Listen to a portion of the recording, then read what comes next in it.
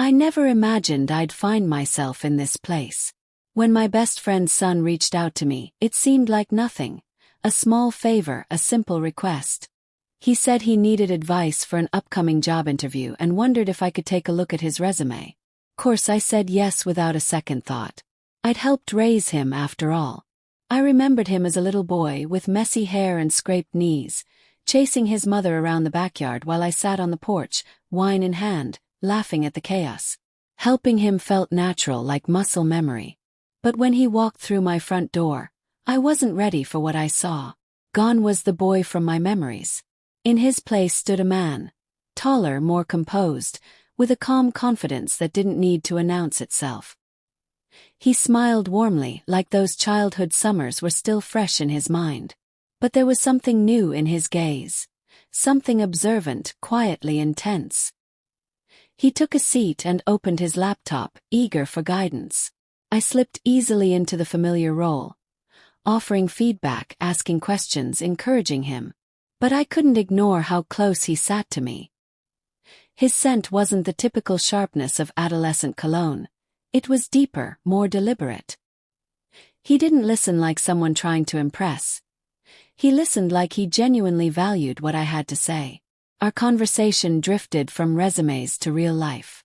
He asked about my relationship. I gave the practiced response. "We're fine. Busy, you know how it is."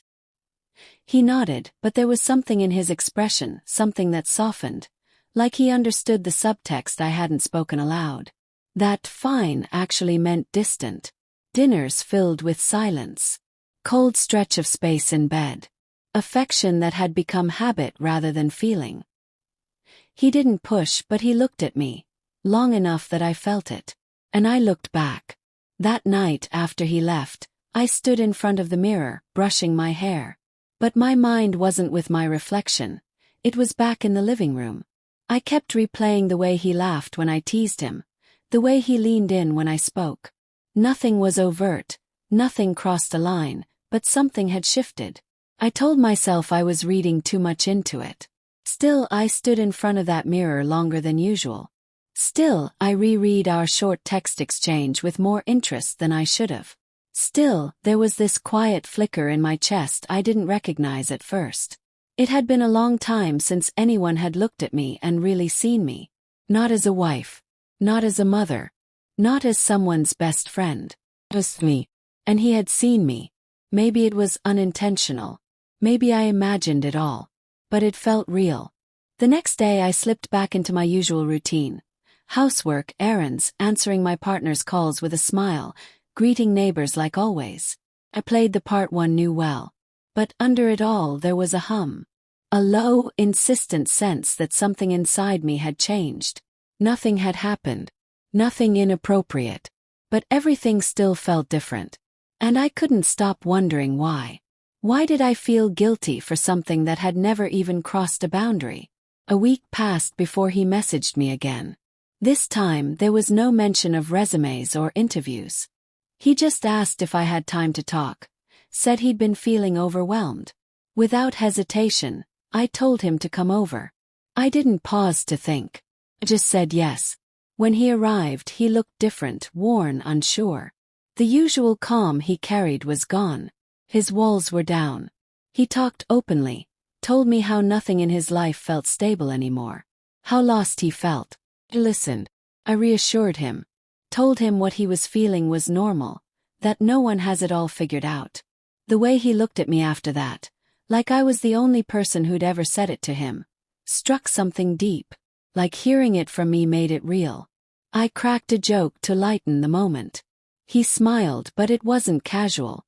It was that same reserved smile, like something unspoken sat just behind it. Then he said, "You always know what to say." And there it was again, that quiet thread between us. It wasn't about physical closeness. It was emotional. And I hated how much that small sentence meant to me. How much I needed to hear it too. He stayed longer that time. We talked about everything and nothing. At one point, he reached for his glass and his hand brushed mine. Just a second. Bare skin on skin. No lingering. But I felt it. Every nerve lit up. I pulled my hand back too fast. He noticed. He didn't say anything, but I could tell he noticed. The air changed after that, charged.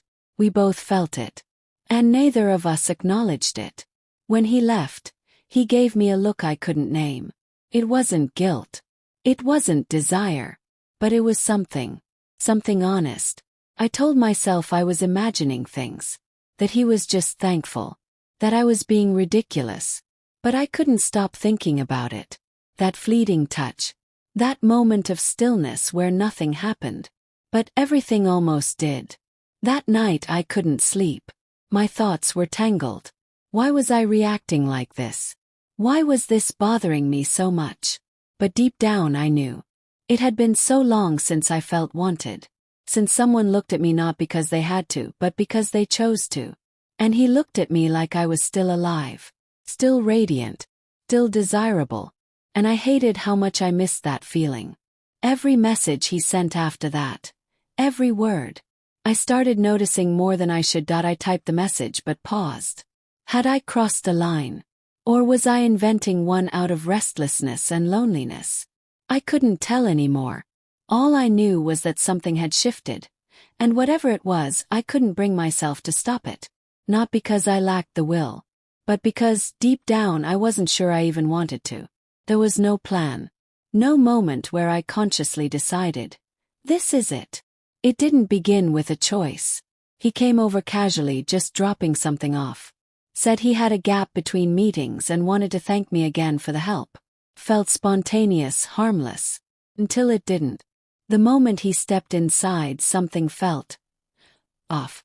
Not wrong. Just different. He looked at me like the silence we'd left between us last time had grown thick and loud. And I felt it too. Every word carried weight. Saturated with what we weren't saying. We were standing too close, closer than before. I tried to keep the tone light, pretending everything was fine. But I could feel his eyes on me, watching, noticing. He gave me a compliment, my laugh, I think. I shrugged it off with a weak joke, hoping to diffuse the tension. But I couldn't ignore it. There was a pause. I looked up. He didn't look away. The quiet between us turned unbearable. And then he leaned in. I could have stopped him. I should have. But I didn't. I met him halfway, instinct overtaking reason. It wasn't gentle or careful. It was reckless, raw. All the restraint we'd both carried for years, now crumbling in a single, unplanned moment. I pulled back. Only for a breath. My thoughts screamed that it was wrong, but my body remained still. He looked shocked too, but he didn't apologize. He just whispered, "I've wanted this for a long time." That should have been the breaking point. But it wasn't. I kissed him again, harder this time. And from that moment on, we let go completely. The world blurred. Afterward, the silence had changed. It wasn't awkward, it was full. He laid beside me, breathing heavily. One hand resting on my skin like he couldn't let go. I stared at the ceiling, heart thundering. Not from guilt, but from the startling absence of it. I should have felt remorse. I should have drowned in shame. But instead, felt awake. Desired. Alive, in a way I hadn't felt in years. Neither of us said much.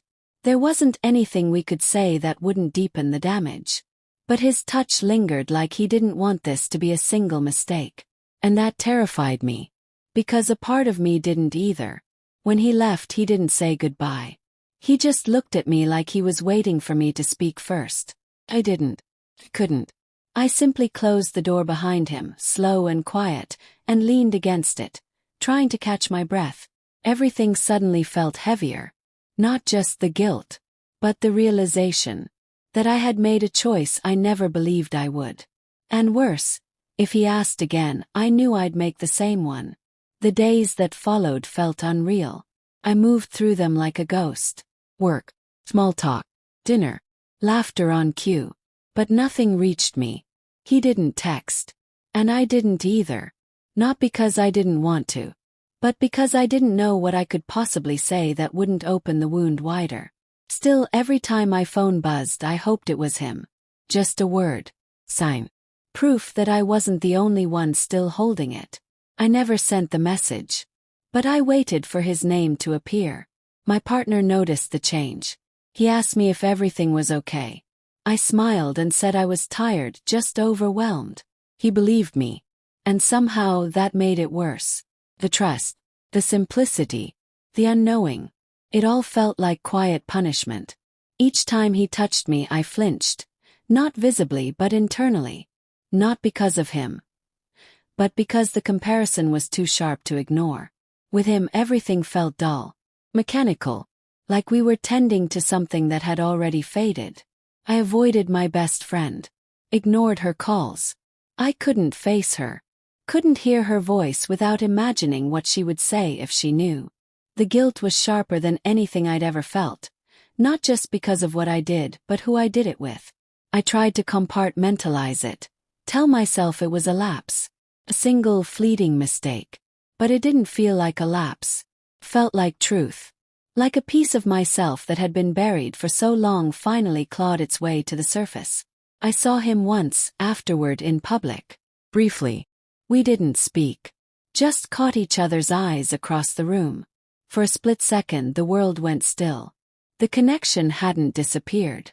It was still there, barely contained just beneath the surface. But distance had crept in now too. A silent understanding between us that we'd crossed something we couldn't undo. Night sleep feels impossible. I lie awake more often than not haunted by what we did, but turning it over again and again. Not just the act, but the reason. The truth I try to avoid admitting is this. I didn't do it because I was tempted by youth or chasing some forbidden thrill. I did it because I was starving. Starving for connection. For warmth. For something, anything that reminded me I was still here. Still me. He didn't give that to me through charm or deception. He gave it through presence. He looked at me and saw someone I had forgotten existed. Someone I had buried under years of repetition and expectation. I don't know what happens next. I don't know if I'll ever confess. Or if he'll ever reach out again. Part of me hopes he doesn't. Another part wishes he would. But what I do know is this. Nothing is the same. Not my relationship. Not the version of myself I used to know. Not the lens through which I see my life. Some choices don't shatter everything in one blow. They echo. And I'm still listening to the sound.